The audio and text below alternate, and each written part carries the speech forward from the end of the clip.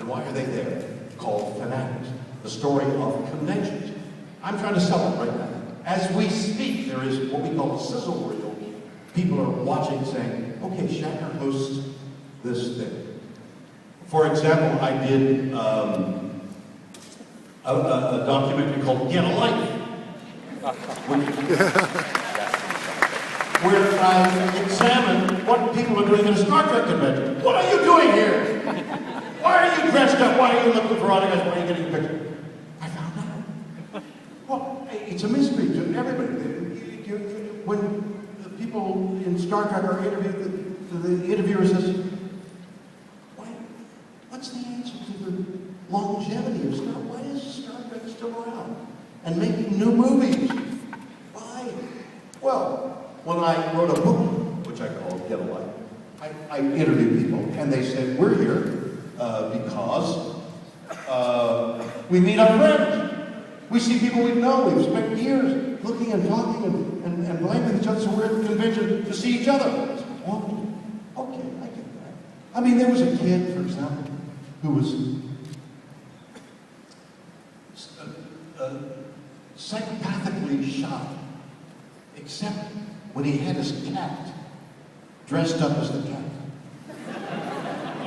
It was like a ventriloquist. He'd have his cat, and he was the life of the party.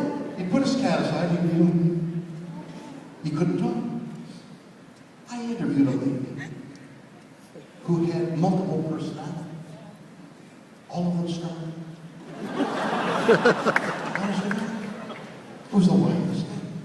So there are a variety of, endless variety of people who come to the conventions, and I thought it was they came to see each other. I discovered in the making of the documentary it's far deeper than that as to the reason why we're here. We're here because this is a mythology. Mythology. We are, human beings are hardwired to want an explanation of the world around us. When the Greeks found these large bones in the ground, they couldn't explain them except they made up a mythology. There was a race of giants that lived beyond the Olympus mountains where the gods lived. And these giants fought the gods. They made up a whole history because they found what we presume to be the prehistoric bones of dinosaurs. Hardwired to make sense of the world around us. We have no mythology now, except religion. And so Star Trek and science fiction has filled in a niche where we love to think about space travel, aliens, heroes, and all this wonderful stuff that is part of Star Trek. We're here as part of the ritual.